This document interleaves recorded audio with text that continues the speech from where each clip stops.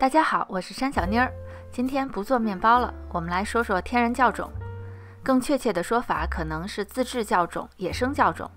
这其中涉及到的知识其实很多。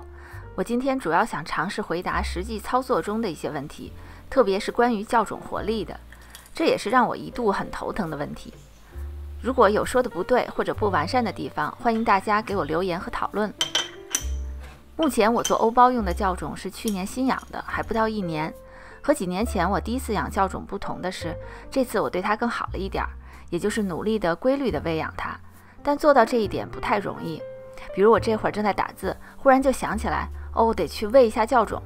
你可能觉得这是一种负担，的确，生活中新的习惯养成最好是比较方便、不太麻烦的，否则真的很难坚持。本着这个原则养酵种，如何维持它的活力呢？首先我们来看一下这两罐酵种，左边这个我是以1:1:1的比例喂养的，也就是酵种、水、面粉等重量。右边这个是1:6:6，可以看出它们长大的速度明显不一样。6小时以后，等比例喂养的酵种已经长至了最高点，11个小时以后，1:6:6的酵种才慢慢长至最高。所以当你希望酵种长大的速度慢一些，可以用这种方法，也就是加大喂养比例。比如晚上临睡觉前，你以1:3:3的比例喂养，第二天一早发现酵种早已经回落了，那么可以加大比例，用1:5:5甚至更高的比例，反之亦然。除了增加喂养次数和提高比例，选择合适的时机喂养也很关键，早了晚了都不利于酵种的健康和活跃。原则就是酵种在长到最高点，可能是2倍、3倍甚至更多，开始回落，那么就是酵母菌很饿了，得喂养它。目前我日常喂养酵种基本上是12个小时喂一次，一天喂2次，喂养的比例是1:7:7。你可以根据自己平时养酵种的温度和长大的幅度，多观察几次，找出适合自己的时间表和喂养频率。一般来说，夏天的喂养比例适当提高，冬天的比例可以降低。我们知道酵母菌喜欢温暖的环境，为了让酵母菌更活跃，你可以让它维持在24到26摄氏度之间，尽量不要低于20摄氏度。特别是冬天，如果家里没有发酵箱，就找一个相对暖和的环境。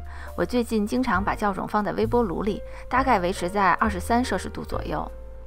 夏天如果温度很高，喂养酵种可以适当的减少水分，甚至是50%到60%的固体酵种，这样能够延缓喂养的时间。比如这两罐酵种，左边是100%水粉比，右边这个是80%，可以看出来等比例喂养的酵种长得更快，因为它很快就长到了最高点，但是维持最高点的时间也不长。而水分少的这个酵种维持最高点的时间相对更长，不管是日常喂养还是做面包，都给你更多的时间去准备。另外，我还看到有人用 T65 面粉喂养酵种，减少水分，酵种就会长得更高。如果你有这方面的经验，欢迎留言给我。曾经很长一段时间，我的酵种只长到2倍大，就是无法像面包大神们那样长3倍甚至4倍。用这样的酵种，我也做了很多面包。但究竟是为什么别人的酵种能长3倍，我的就不行呢？只是单纯的想知道原因。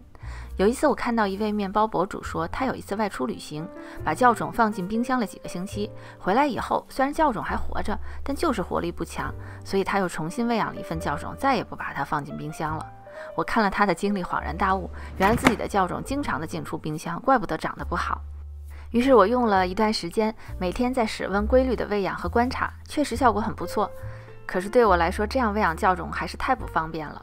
毕竟对于大多数在家做面包的人来说，把酵种放进冰箱保存似乎是一个最佳选择。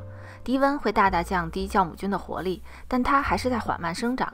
这罐酵种我放进冰箱大概快2周的时间，质地比较稀，说明它的活力不算很强了。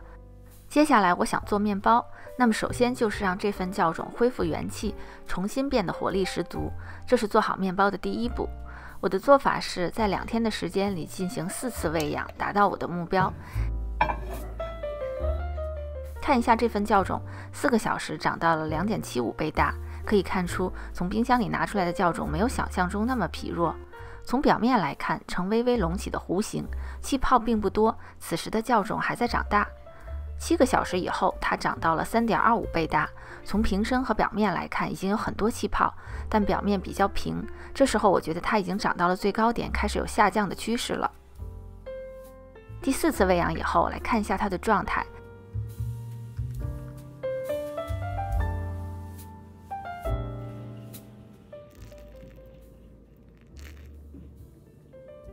搅动酵种能听到气泡破裂的声音，也能看到内部是这种网状结构。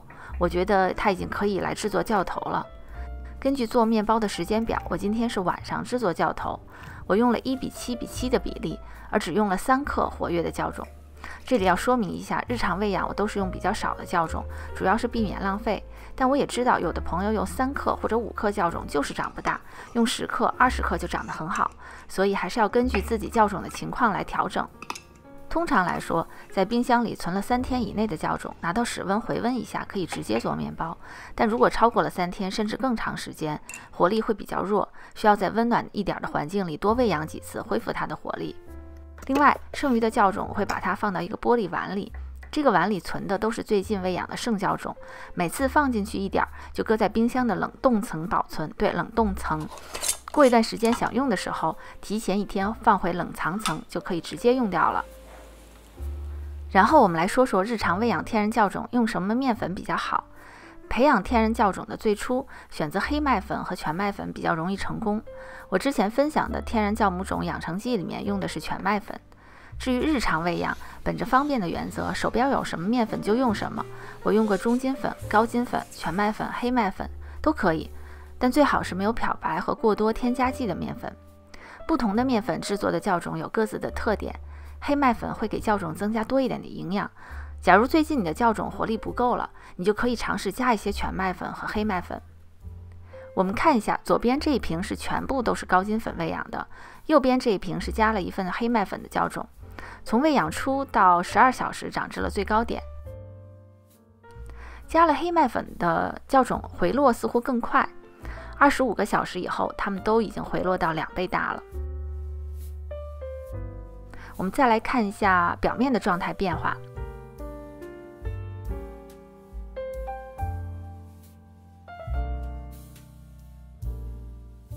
如果没看清，我又喂养了一次，再来观察一下。透过玻璃瓶能看到黑麦酵种气泡更多，感觉酵母菌似乎更活跃。俯瞰表面更清楚一些，但加了黑麦酵种这个已经有回落的趋势了。此外，还有很重要的一个指标来判断酵种的活力，那就是闻它的味道。刚喂养的酵种有一种明显的生面粉的味道，饿了很久的酵种，酸味甚至有点刺鼻的酸味非常显著。至于发酵刚刚好的酵种的味道是比较温和的，同时有好闻的发酵的味道。一定要多闻一下，建立起一个嗅觉的记忆库。这也可以来说明所谓年轻的和成熟的酵种的区别。至于用什么酵种做面包，可以根据自己的喜好，用年轻的酵种做的面包相对酸味更少一些。这是16小时以后的状态，酵种已经很饿了，急需喂养了。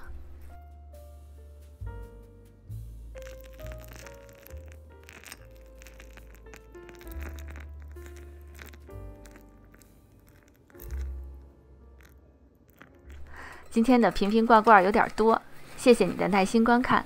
最后还是来分享一下我用活跃的酵种和剩酵种分别做的各种面食吧。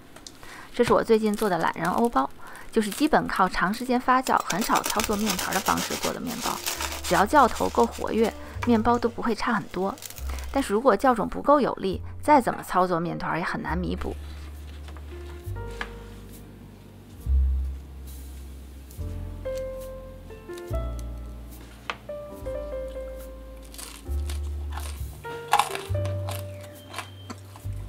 后面这些都是用剩余酵种做的。我曾经分享过一个做松饼和华夫饼的配方，非常方便美味，大量消耗酵种。吐司也可以用活跃的酵种做，我最近用剩酵种做了不少，但最好是放在冰箱里不超过1个星期的生酵种。